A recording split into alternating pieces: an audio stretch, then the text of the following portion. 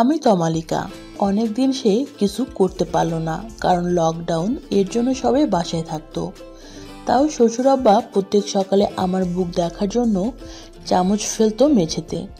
উনি যে আর নিজেকে কন্ট্রোল রাখতে পারছে না তা আমি বুঝতাম, কারণ উনি করিডোর দিয়ে হেঁটে যাওয়ার সময় যদি কেউ না থাকতো আশেপাশে, তাইলে আমার শরীরে হাত বুলিয়ে একটা বাড়ি দিতেন।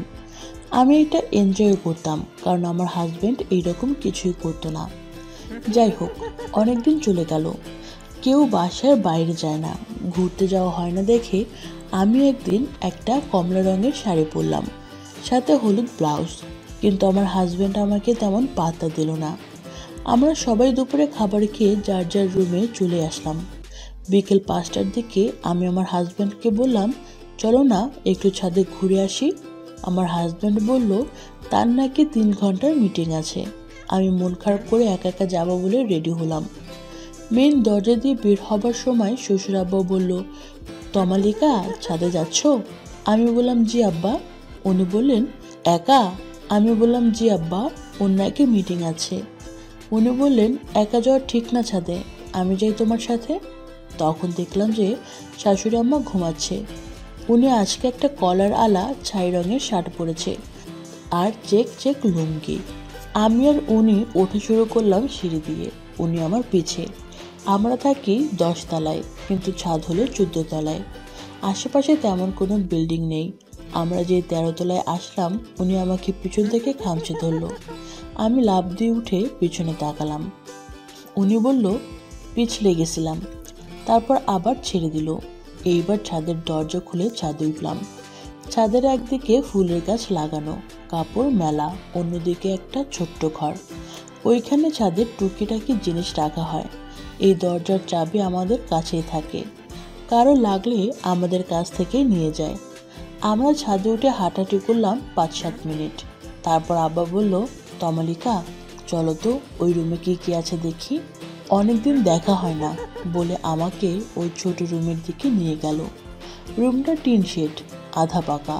আমি ভিতরে ঢুকে দেখি একদিকে সিমেন্টের কিছু বস্তা রাখা, কিছু ভাঙা চেয়ার রাখা, অন্যদিকে একটা তোশক আর একটা বালিশ রাখা। দুইটাই ময়লায় প্রায় কালো হয়ে গেছে। আমার শ্বশুর তোশকের দিকে এগিয়ে গেল, দরজা বন্ধ করে দিয়ে বলল, এইগুলা আবার কে রাখলো, বলে দাঁড়িয়ে গেল। আমি একটু এগিয়ে গেলাম। তখন উনি ওনার চশমাটা ওনার শার্টের পকেট থেকে নিচে ফেলে বললেন, তমালিকা, একটু তুলে দিবে? আমি ওনার চশমা তুলতে একটু ঝুঁকেছি। তখন উনি আমার পিছে গিয়ে জড়িয়ে ধরলেন। আমি সাথে সাথে সোজা হয়ে বললাম, আব্বা, আপনি কি করছেন? আপনার চশমা নেন। উনি বলল, তমালিকা, চলো না একটু লাগাই, বলেই ধাক্কা দিল। আমি বললাম, ছি ছি, আমি আপনার ছেলের বউ। উনি বললেন, তো কি হয়েছে, সেদিন কি মজা পাওনি? আমি একটু আমতা আমতা করতে লাগলাম, কারণ আমি আসলে সেদিন একটু মজা পেয়েছি, সো আমার লোভ হচ্ছিল। উনি এই কথা বলে আমাকে বলল, তাহলে চলো, ভয় পেও না, আমি পুরাই পাথর হয়ে দাঁড়িয়ে আছি।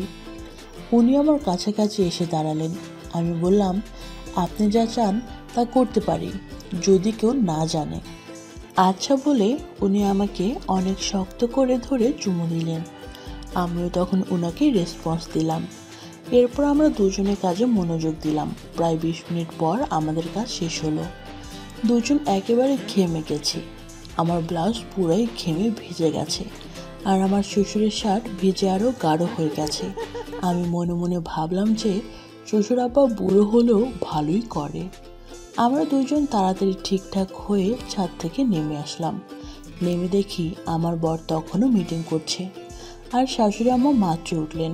আমি তাড়াতাড়ি বাথরুমে চলে গেলাম গোসল করতে। তারপর অনেক দিন কিছু ঘটলো না, কারণ সবাই বাসায়। আমার জামাইও দেখলাম আমাকে আদর করার দিকে মন নেই, তাই আমি শ্বশুরের দিকেই ঝুঁকলাম।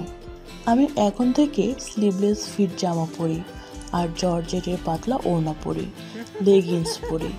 এখন আমার আর শ্বশুর আব্বার নতুন একটা খেলা চলছে, সেটা হলো লুকোচুরি খেলা, মানে অন্যদের থেকে লুকানো। আমিও খুব এনজয় করি এইসব।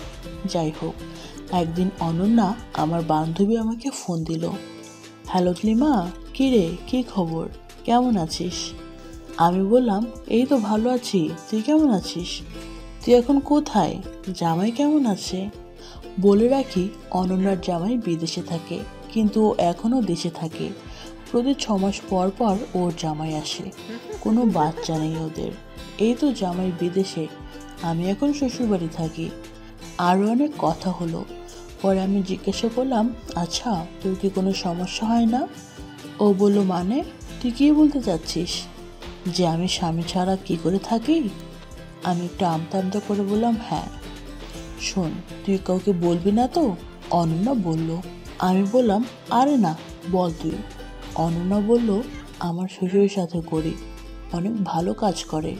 আমি বললাম, কি বলিস? কিন্তু তোর শাশুড়ির সামনে কিভাবে করিস?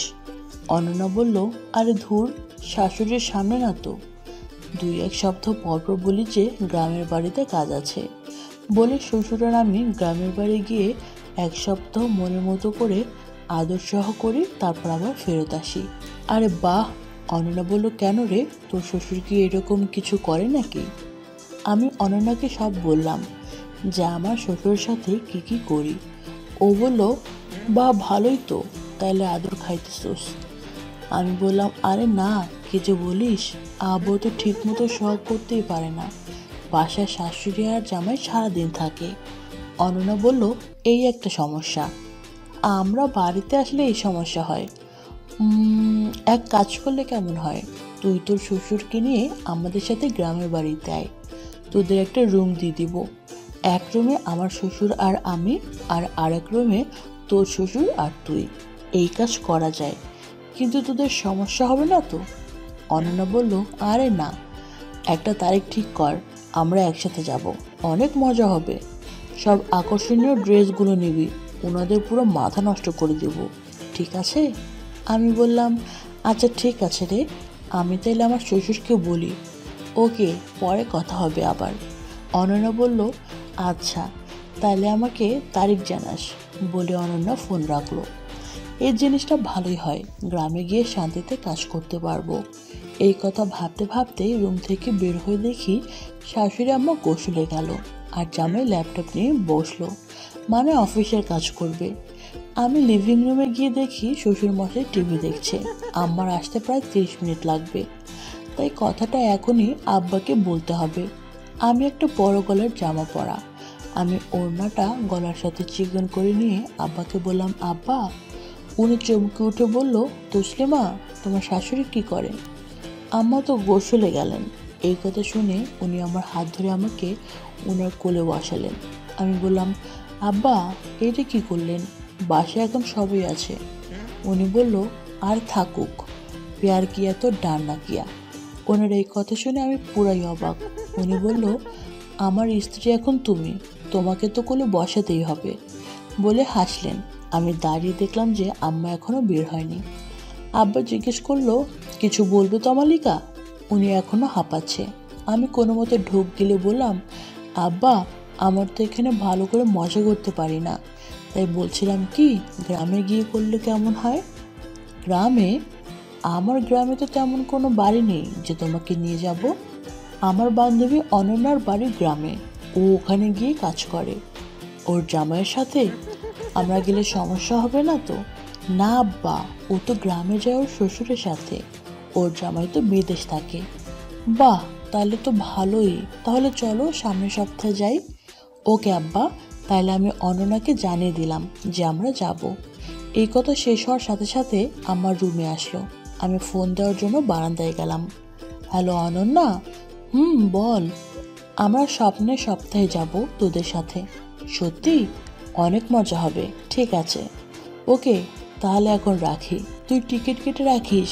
এই বলে একটু মুচকে হাসলাম। বন্ধুরা, আজ এ পর্যন্তই।